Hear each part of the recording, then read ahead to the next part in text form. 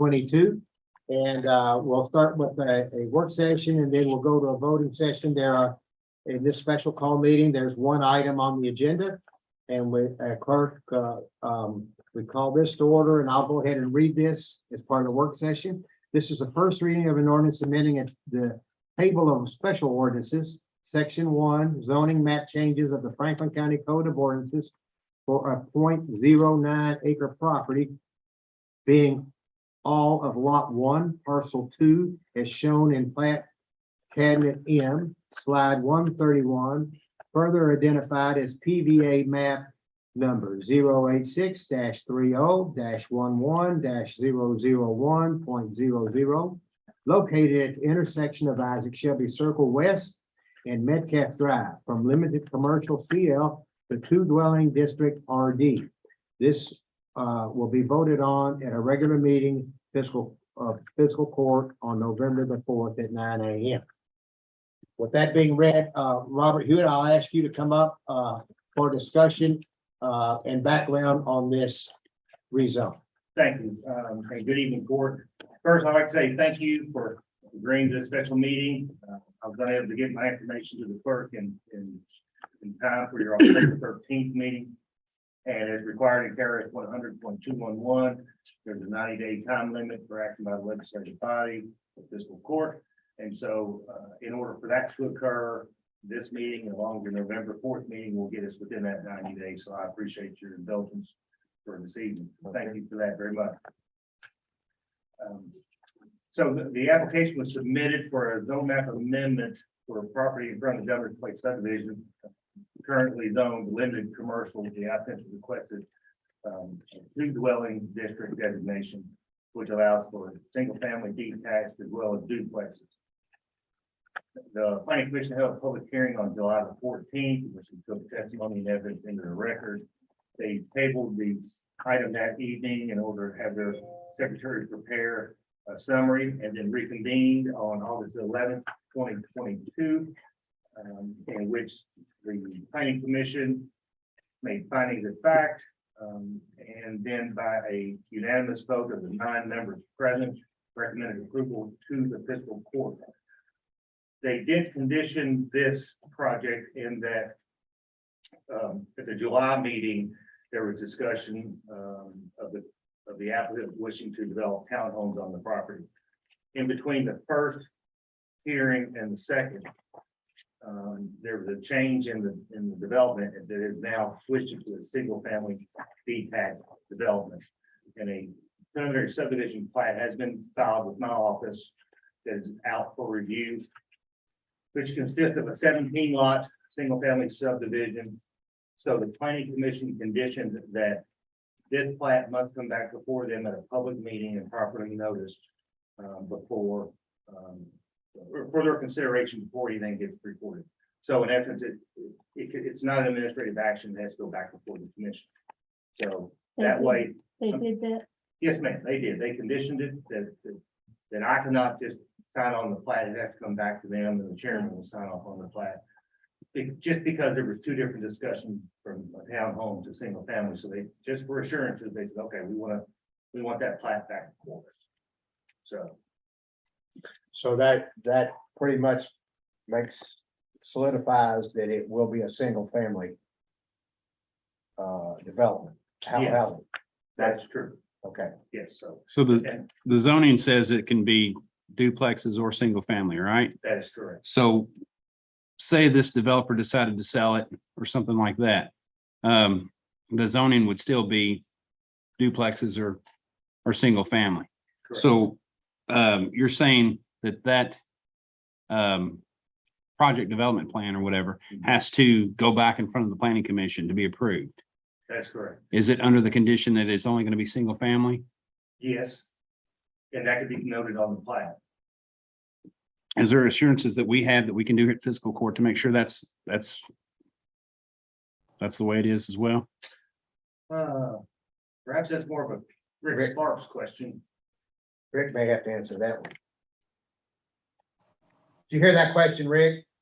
Yes, sir. And I understand that the court's concern. And good afternoon, everybody. It's good to see you for our last couple of sessions. It's good to be here again. I'm not sure that the fiscal court, given the nature of the rezone request, has any assurances about actions that fiscal court could take, because they're both equally liable or equally available under the designation if it is changed. So the owner would have authority under both of those terms to act in accordance with the zone if changed. So, and since this preliminary plat was mentioned at that planning commission meeting, and it is public record, I have copies for the court if you would like. Since the planning commission requires this plat to come back before them, any changes to the plat, in my opinion, would also have to go back before them. So let's say, you know, they approve it, let's, so there's assurances that any changes to this go back to the commission. Squire Moore, And Judge, if I may, and just to qualify, what Squire Blackburn asked was whether fiscal court had the authority to address that. And my question was addressed toward fiscal court's modification, if any. And that would not be possible. It would be the planning commission, if any, not fiscal court. Okay. So under Kentucky Revised Statute 100.3683, there's a form for land use restriction that applies to either the fiscal court or the planning commission. Yes. So my thing, this is my district, and I've talked to many of the residents that live there. And I think the bottom line is we want an assurance beyond a shadow of a doubt that nothing more than single family homes are going to be built. I'm not questioning any intentions at all. I just know that if the zoning says it can do this, this, and this, if it changes hands, if somebody goes bankrupt, if it sits for 5 years, if somebody comes back, if it changes ownership, I want to make sure that the people that are elected, that represent the people in the community, can speak for them instead of folks that are appointed. Does that make sense? Yes, so what you cited, KRS, is a certificate of land use restriction that the planning commission could impose, or the developer could impose.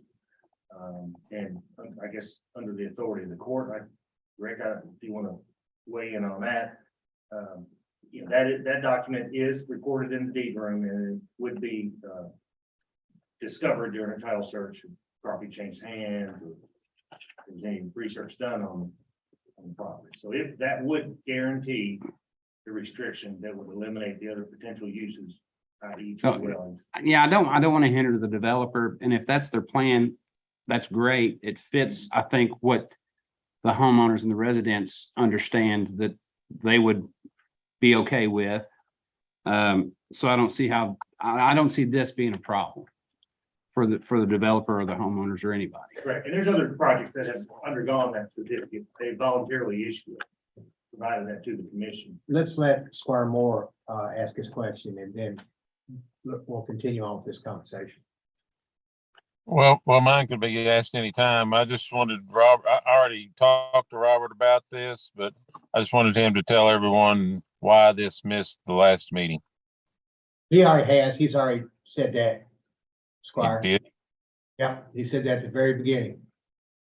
Well, No, he didn't.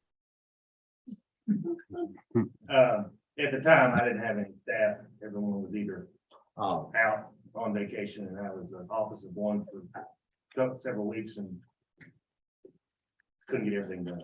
How soon do you get this after the planning commission makes their decision? So How like, soon do I get the yeah, minutes? how fast do you get this? The following month? Okay. So you got it in September is what I'm saying. Yes. Okay. okay, so Robert, I think Squire Blackburn is on to something. Does this type of form need to be filed by the fiscal court as part of the approving of the zone change? Mr. Or- Well, Does it need to be read in the minutes that the fiscal court, hereby, adopts the zone change based, with attachment, Caveat, file, whatever that number was, I forgot the number.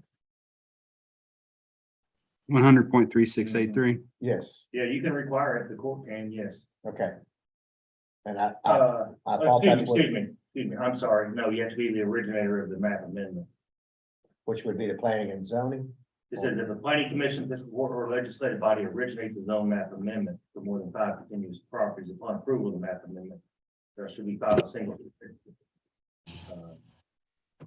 So, Which files is it the person that maintains the original record or is the person that files the adjustment? it's the party that files for the amendment, which is what's always occurred in the past. Buffalo Trace is an example of an entity that has done so under a zone change. Rick, what say you? What's your suggestion? If the question is the decision as to amend or not amend the zone change, I'd have to defer to the court on that. The issues that the court is addressing are valid and consistent into future usage. I understood that there were going to be a certificate signed by the originator, that is the person who's requesting the zone change, that may limit the property on it, but that's not the issue before the court. The issue before the court is whether or not to approve the zone change under KRS 100.213. And Squire Viper, this discussion could occur. at the Yeah. Planning commission when they review the plan. Well, see, I understand that. I don't want to be a hindrance to the developer and I want reassurances for the residents. Because I feel like, it was brought about, it was changed, but still the zoning designation allows for multifamily. You just want assurance. I just want an assurance and I want the residents of the community of that particular neighborhood to have an assurance because there's not a separation. Right. It's a street and it's the other side of the street. Well, in this case, since the planning commission already conditioned this property, if there's another change, I'm gonna take it back to the planning commission. There's not gonna be administrative approval on this. It would be a planning commission approval. Which would be a public meeting and discussion. So Which would not come back before the fiscal court. no, it would go back before the planning commission. So. Right. if- And that's why That's the assurance I'm wanting. I just want to, I don't want us to wait until our next meeting. And then because these conditions can't be met, that I don't want to hinder the developer. You see what I'm saying? Yes. I think it's bad for business, but at the same time, I think with this plan, he's amenable to it, so I don't see why there would be a problem for an assurance for us. Now, that certificate that the owner signs, is that binding to them, or would that be transferable to another property owner if it changed hands? State of the plan. Okay. So so they're only going to file that with the planning commission? Well, it's filed in the deed room, but it restricts it per that statute. Right. So it's like a variance. It stays with the land, transfers with ownership. And then that goes back, that was my point about the court. Remember what the function is that you are doing on the zone change. The secondary question about usage, et cetera, are going to be particulars with the planning commission and any certificates, any deed restrictions, et cetera, that they may file, which will go with the land and affect all of the property that they have laid out or described, et cetera, and bound with their plat. I totally understand, Rick. I just feel like there's the commissioners don't directly represent the residents in my district like I do. Totally understand that. I was just trying to make sure, again, that the court is aware of the twofold aspect of zoning versus activity later on. And that was my point of that. Sure. Thank you. As an employee of the court, when I present this class to the planning commission, I'm more than happy to reference the conversation the court had today about land use restrictions. But they can choose to or not to. I'm See what I'm not willing saying? To say no to it. Yeah, I just want an assurance is all. I want to walk out of here today or next week or next meeting where I can look at my constituents and say, I've done what you've asked me to do. Yeah, well, counsel for the applicant is present if it's permissible to have them speak on that matter. Well, if he can get us a document that says this is the only way it's going to happen, I'm great with that. Hold on, I've got two magistrates and then we'll come back to that. Squire Booth, you're up first. And I noticed that the land area for the amended plat, amended lots. Anyway, the lots are a lot smaller than the ones across the street. And is that why the developer wanted RD zoning?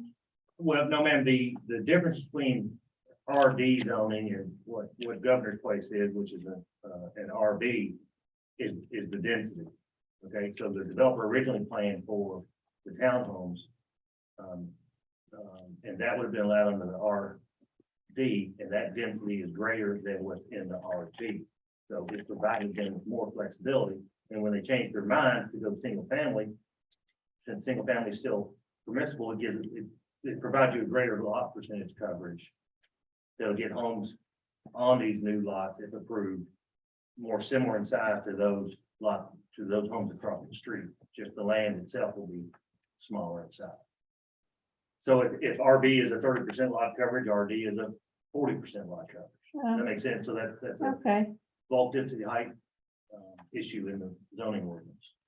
Squire Tracy? Allows you to build more, bigger house. be like a shotgun house then. Well, no, I mean, I've done some analysis on the widths of the homes across the street and Mhm. as it relates to the widths of potential homes on these lots and based on the different setbacks and lot coverages, you can get very similar in the length or the road frontage of these homes to those that are the new homes, as those that would be across the street. Okay, that's good. What's the setback on this proposed development on the sides?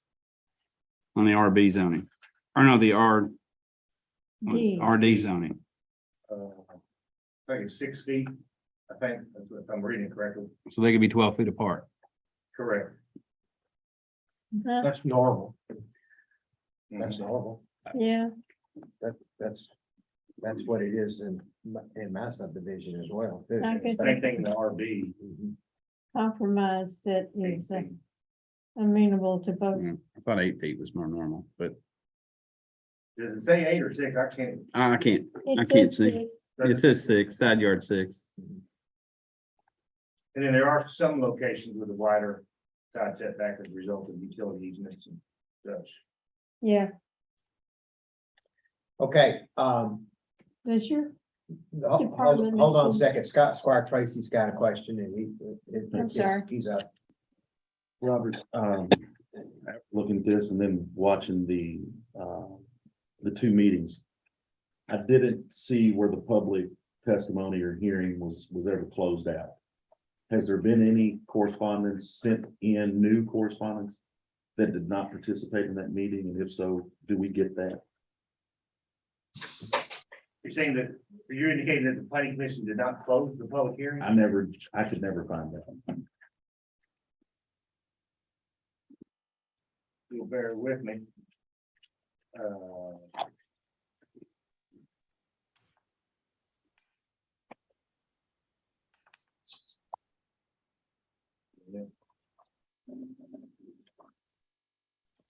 It would be in the July minutes, and I just brought the June ones with me.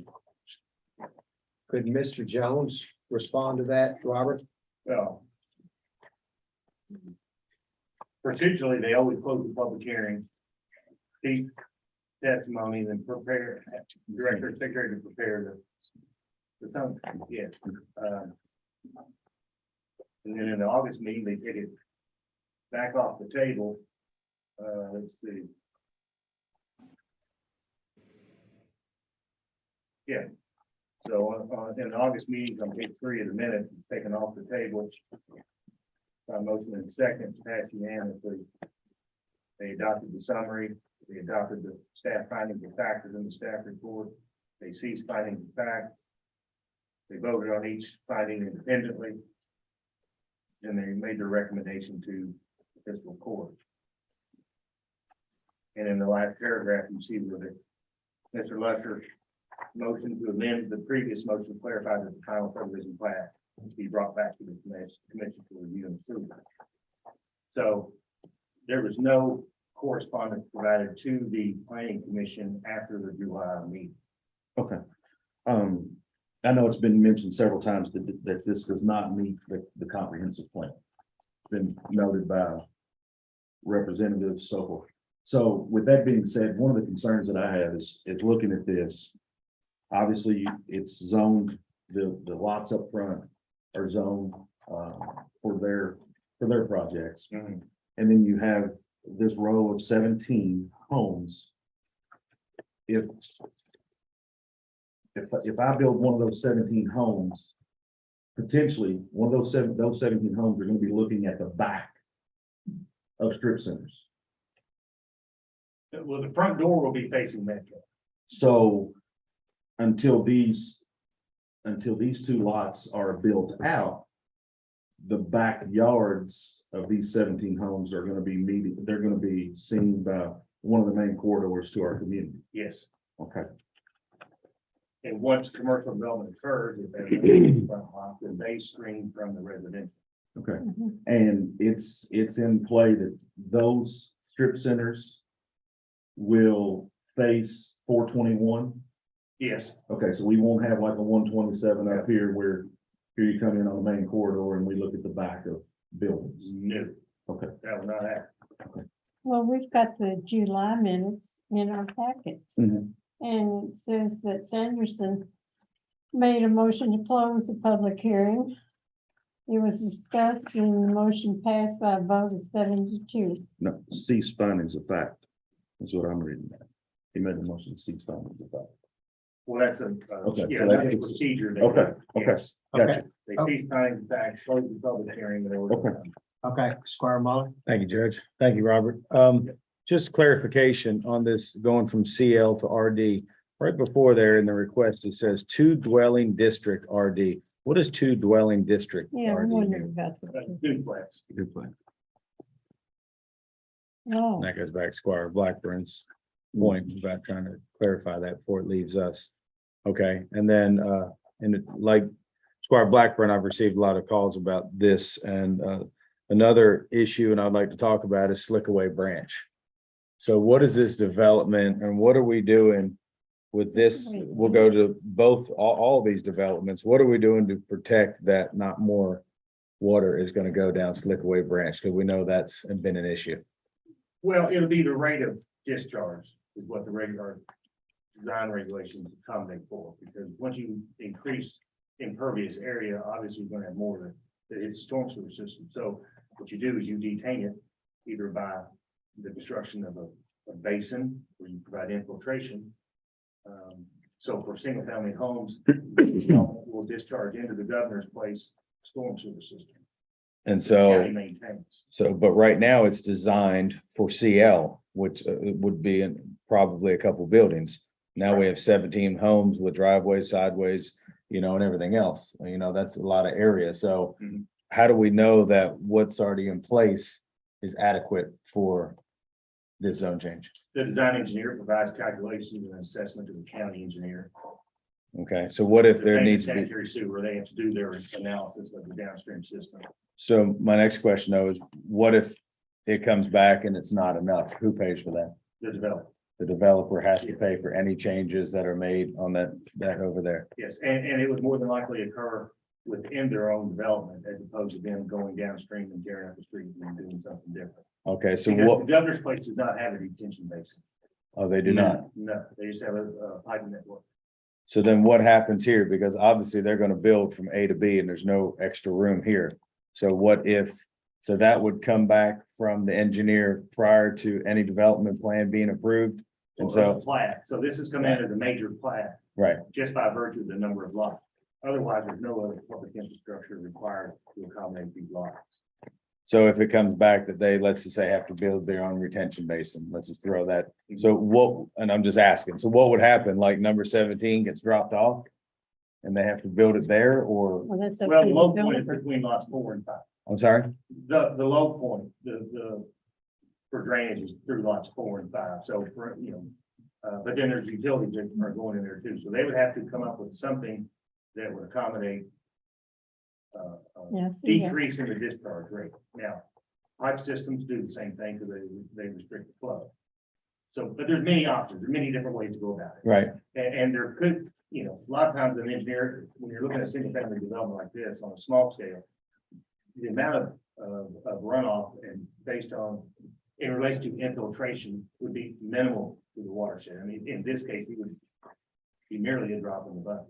Now, when you get to commercial, when you get into larger buildings, parking lots, things of that nature, that our regs require on-site detention for those, period, with no exception. Okay, thank you. So- We already, To be clear, what Squire Muller is asking, stormwater's gonna be, part of the system that's already in place, right? Yes, sir. Okay. So the impact of this development has to be analyzed by the design engineer that's submitted to the county engineer for his review in conformity with our regulations to determine if any infrastructure needs to be constructed. is that an on-site analysis or is that like a topo map and pre-existing charts and graphs that have been? Because I know there's some failing culverts in the very back of the county maintained system. Isaac Shelby West. Yeah, that goes underneath the driveways. We got a driveway collapsing. Mhm. So that is an issue that we need to look at and address. Well, the widening of 421 has played a role in that No, as well. a huge because they role. discharge. Yeah, and those two box culverts coming down in Slickaway instead of the Exactly. one. Right. Yeah, it's huge. So, we are sensitive to that. This is in that Slickaway branch watershed, so we are very sensitive to it. And so the county engineer has already commented on stormwater drainage for this development. Yeah, I've just read that. Yes, ma'am. I think the biggest contributor to that basin is the 93 unit one that you're putting increased restrictions on in the retention basin and things like that. I think that's going to alleviate a lot of it. In Copperleaf, you're correct. Yeah. Yeah, again, my issue is the guarantee of single family developments there. Squire Tracy? Robert, at a recent road committee meeting, we spoke of drainage and culverts and water going over driveways and so forth. I know we're looking at that already, but would this be tied in? Potentially tied in? as a Have any project? effect? I Yeah. think you're probably gonna say, what you're saying is it gonna be an effect? Will it affect what we were looking at? Yeah, Right, well, this can be another piece of the puzzle that we program into the work we're doing already in Governor's Place. So the more information you have, the better off you are, because otherwise, I don't know that we have plans for Governor's Place drainage. right, I don't have any involved. right. So, don't know where they are. So I don't know what pipe sizes are underground and all that kind of stuff, but it should have had a detention basin constructed at the time when that development was constructed, much like we do today, with Augusta and Governor's Place. Yeah. Heritage and Silver Lake and all that. Everyone does that. Everyone has it, but for whatever reason, Governor's Place. That was before you came on board, wasn't it? Yes, ma'am, it was. You have really done a lot to, So will you Okay. recommend that there be a detention basin, as part of this, at some, Well, as commercial, as a frontage, commercial, develops? that's already required, yes. Okay. And so there is one property at the intersection of 421 and Isaac Shelby West, and we're already reviewing their detention standards and have already determined it complies, and so we're routing that plan out for approval. So- Squire Muller? Thank you, Judge. Robert, I'd like to piggyback on Squire Tracy's comment about the CL. What is the ordinance, or what do they have to do for screening? So if the court decides to change this, and that's going to go to RD, single family homes, what is the requirement for CL to screen that? Well, specifically, the dumpster area needs to be screened on 3 sides, and then any parking area has to be screened from view as well, from both the streets as well as residential zone for use. And then how does it read? What is the exact definition of screening? County doesn't have one. We don't have a landscape ordinance. We don't. No, so typically it's either evergreen trees or. Tree rows. And those are discussed a lot of That's times in the specific meetings. To industrial property. Oh, Yeah, I'm and sorry. You all deal with those a lot of times in the planning commission discusses meetings. that all the time too. Yes, yeah, a lot of times, and so, oftentimes engineers will use a combination of hedges with staggered trees. 8 hedges in a tree, 8 hedges in a tree. They'll do that oftentimes. So the intent of the regulation is to screen the parking lot, the headlight glare, and reduce the thermal effects of the parking lot and the vehicle.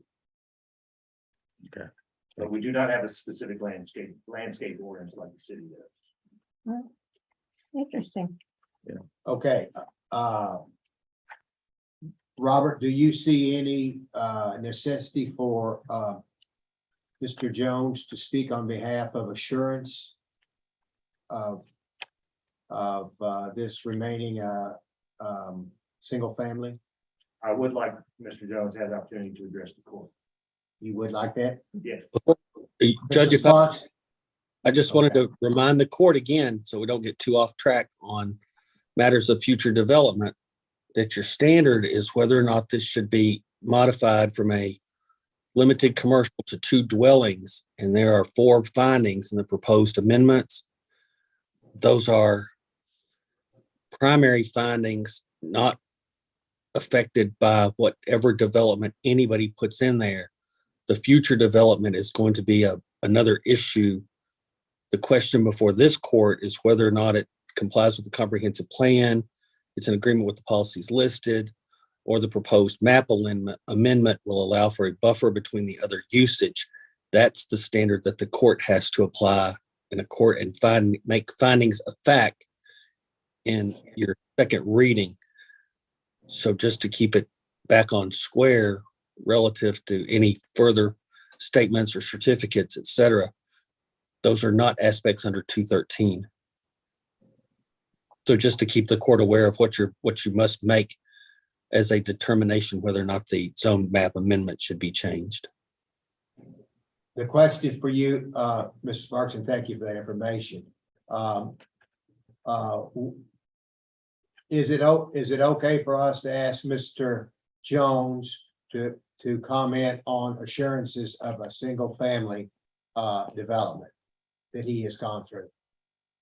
To the extent that that matter is not before the planning commission or was not presented to the planning commission, I think that's outside of the record that was presented for which they voted. In other words, no. Judge Wells, if I could. Okay. I tried to be kind of cool on it, but that was not one of the necessary factors under the zone change request.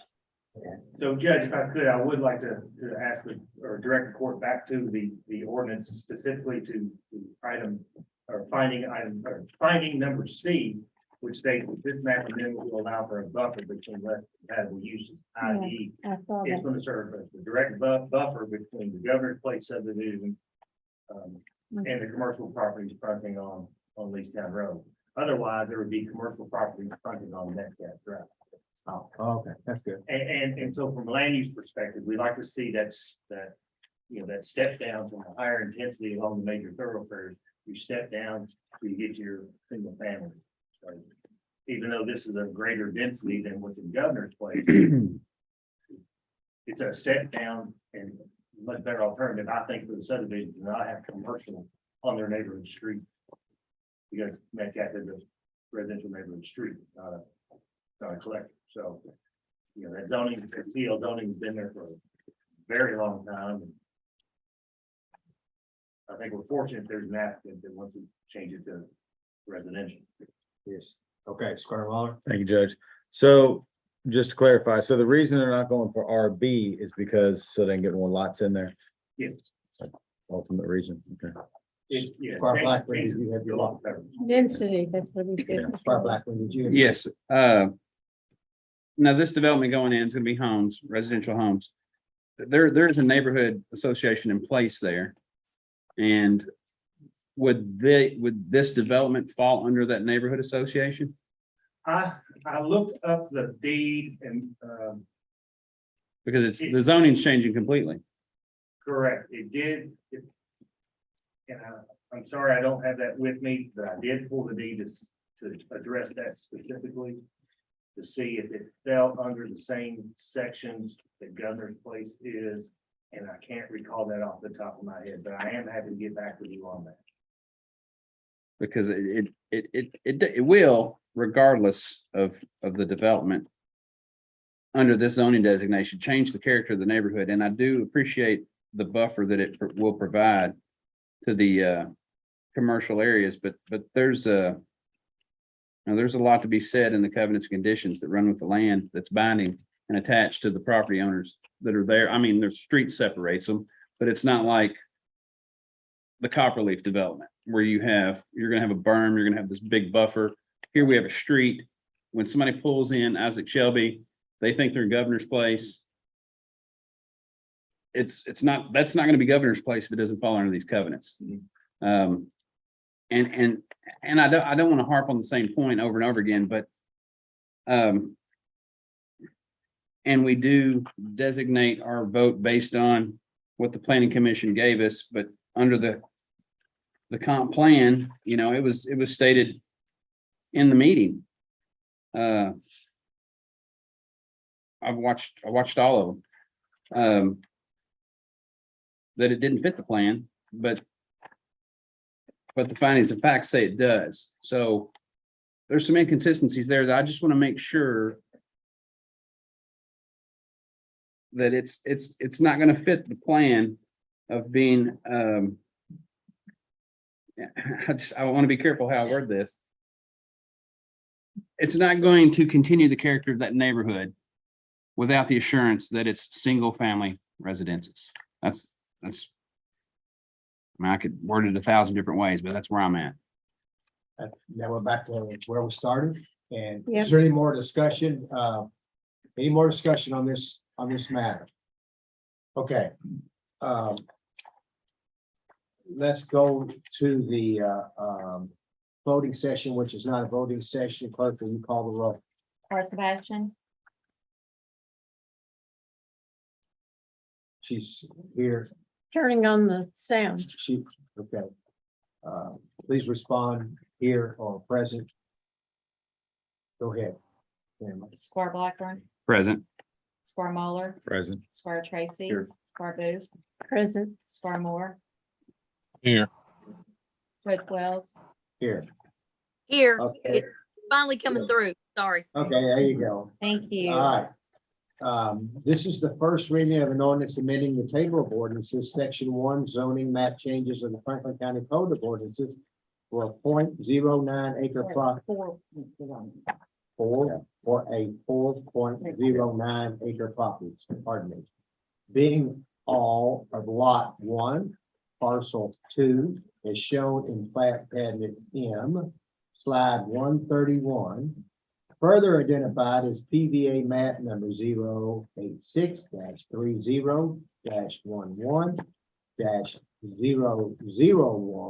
086-11-11.001.00, located at the intersection of Isaac Shelby Circle West and Metcalf Drive, from limited commercial district CL to 2 dwelling district RD. The vote will be held at our regular fiscal court meeting on November the 4th at 9 a.m. Is there a motion to adjourn? So moved. Okay, I'll second it. all right, we got you. All in favor, say aye. Aye. Opposed? We're adjourned. Thank you all for being here today. Thank you. Charlie, I'm sorry we didn't get you on, but I'm sure you cleared it up. All right, that's between you.